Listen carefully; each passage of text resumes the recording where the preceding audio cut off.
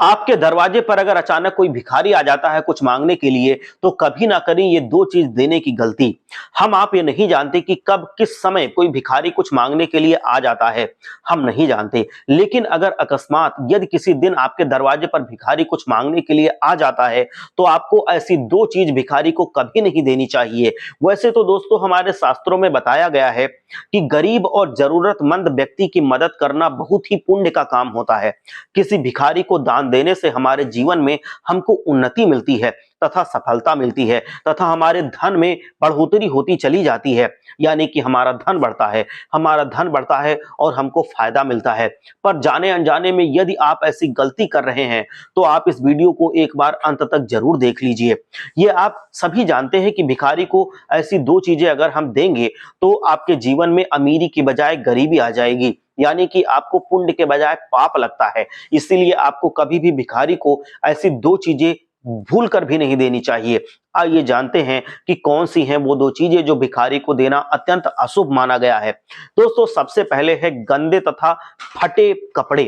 किसी भी भिखारी को दोस्तों कभी भी हमें गंदा अथवा फटा कपड़ा नहीं देना चाहिए। हम पुराना कपड़ा दे सकते हैं, लेकिन कभी भी फटा और गंदा कपड़ा हमें भिखारी को नहीं देना चाहिए।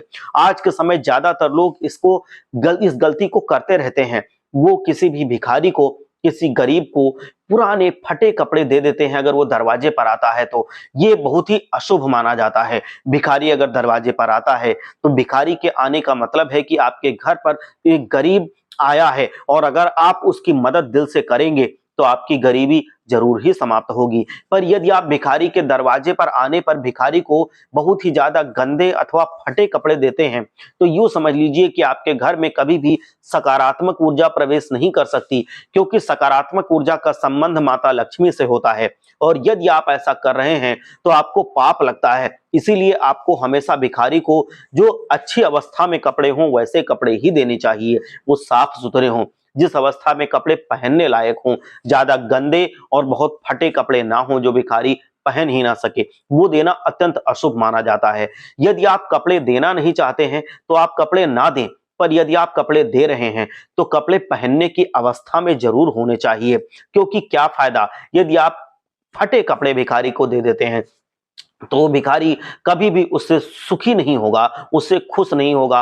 वो आपको कभी भी आशीर्वाद नहीं देकर जाएगा, आपको हमेशा वो बद्दुआ दे सकता है, जिससे आपके जीवन में परेशानियों का सामना आपको करना पड़ सकता है। इसीलिए भिखारी को सदैव कपड़े वही दें जो पहनने लायक हों, जो आप पहन सकते हो।